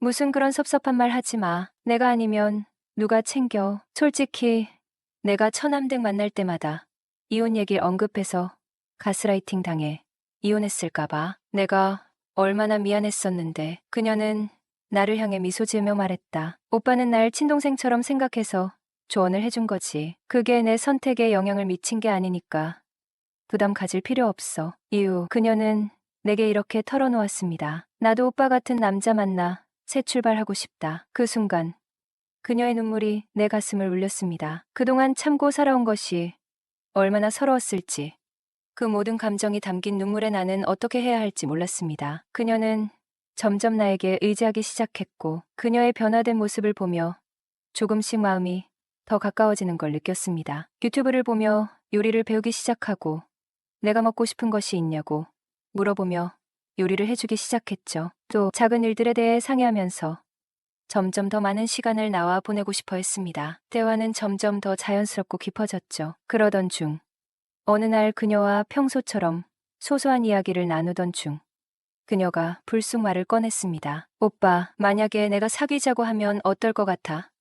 그 말에 나는 잠시 말을 잇지 못했습니다. 아내와의 감정은 점점 멀어지고 있었고 결혼 생활의 권태가 내 마음속에 쌓여갔습니다. 그녀의 제안이 당장이라도 내 삶을 바꿀 수 있다는 생각에 나는 순간적으로 흔들렸습니다. 내가 왜 이런 생각을 하고 있을까?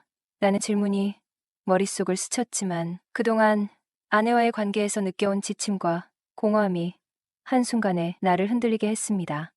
내 마음속에서 갈등은 커져만 갔습니다. 아내와의 관계가 점점 멀어지고 그녀와 함께 보내는 시간은 잠시나마 나에게 해방감을 주었기 때문입니다. 하지만 그럴수록 나는 스스로에게 이렇게 변명을 했습니다. 이게 어쩔 수 없는 선택일지도 몰라. 이제 나는 깊은 고민에 빠져 있습니다. 결혼 생활을 계속 유지해야 할지 아니면 새로운 선택을 해야 할지. 이혼을 결심하면 가정이 깨지고 아내와 아들에게 미칠 상처를 생각할 때마다 괴롭습니다. 반면 지금의 결혼 생활을 계속 유지한다면 나와 아내 그리고 가족 모두에게 더 큰 상처를 주고 싶지 않다는 생각이 듭니다. 과연 나는 지금의 결혼을 끝내고 새롭게 시작하는 것이 맞을까요? 아니면 이대로 가족을 지키며 살아가는 것이 옳은 선택일까요? 새로운 선택이 나에게 행복을 가져다 줄 수도 있지만 그만큼 불행이 뒤따를 수도 있다는 것을 알기에 쉽게 결정을 내릴 수 없습니다. 결국